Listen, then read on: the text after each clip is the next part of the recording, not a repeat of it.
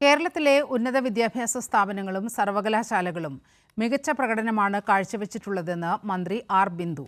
കേരളത്തിലെ സംസ്ഥാന സർക്കാരും സർവകലാശാലകളും കാര്യക്ഷമമായി പ്രവർത്തിച്ചതിനാലാണ് ഈ നേട്ടം കൈവരിക്കാനായതെന്നും മന്ത്രി പറഞ്ഞു.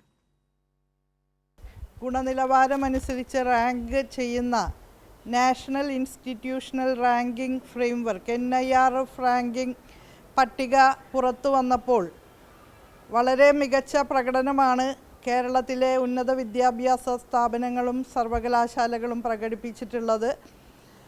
കഴിഞ്ഞ 3 വർഷക്കാലത്തിനുള്ളിൽ കേരളത്തിലെ സർക്കാരും സർവകലാശാലകളും കൈകോർത്ത് പിടിച്ച് നടത്തിയിട്ടുള്ള കാര്യക്ഷമമായിട്ടുള്ള ഇടപെടലുകളുടെ ഭാഗമായി കൂടിയാണ് ഈ തിളങ്ങുന്ന പ്രകടനം കാഴ്ചവെക്കാൻ നമ്മുടെ സർവകലാശാലകൾക്കും കലാലയങ്ങൾക്കും സാധിച്ചിട്ടുള്ളത്.